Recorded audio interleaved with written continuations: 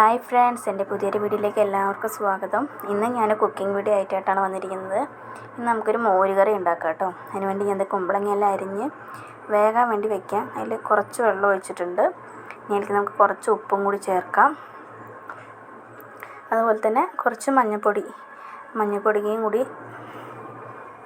ചേർത്ത് നമുക്ക് ഒറ്റ വിസിൽ മതി കേട്ടോ. കുമ്പളങ്ങ പെട്ടെന്ന് വേകും. അപ്പോൾ ഒറ്റ വിസിലായിട്ട് നമുക്ക് വേഗം വെക്കാം കേട്ടോ. ഒന്ന് കുക്കറിൽ വെച്ചിട്ടുണ്ട്. ഇനി നമുക്ക് അതിലേക്കുള്ള അരപ്പ് തയ്യാറാക്കാം. അതിലേക്ക് തേങ്ങ വേണം, പച്ചമുളക്, അതുപോലെ തന്നെ വെളുത്തുള്ളി വേണം, ചെറിയുള്ളി വേണം, അതുപോലെ തന്നെ ജീരകം, പിന്നെ ചെറിയൊരു കഷ്ണം ഇഞ്ചിയും കൂടി എടുത്തിട്ടുണ്ട് കേട്ടോ. ഇതെല്ലാം കൂടി മിക്സിയുടെ ജാറിലിട്ടിട്ട്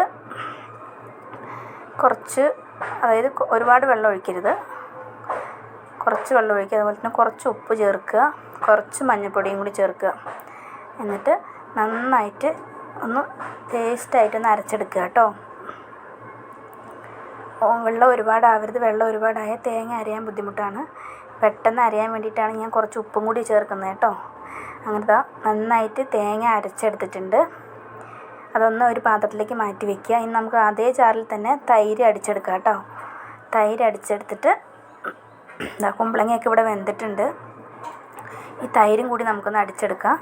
എന്നിട്ട് ഈ അരച്ച് വെച്ചിരിക്കുന്ന അരപ്പിലേക്ക് നമ്മൾ ഈ തൈരും കൂടി ചേർത്ത് മിക്സ് ആക്കുക കേട്ടോ. നന്നായി മിക്സ് ആക്കുക.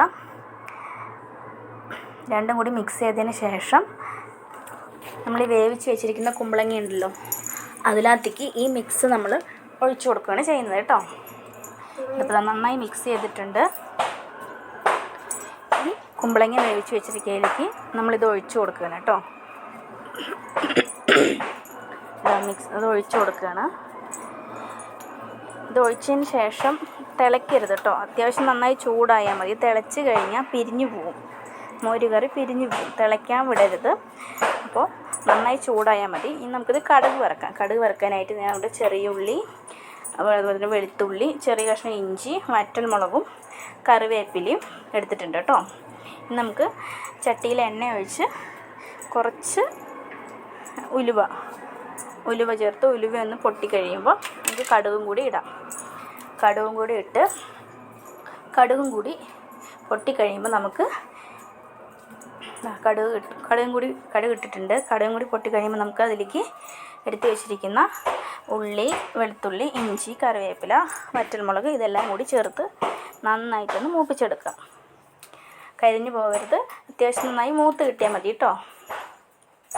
നന്നായിട്ടൊന്ന് ഇളക്കി കൊടുക്കുക.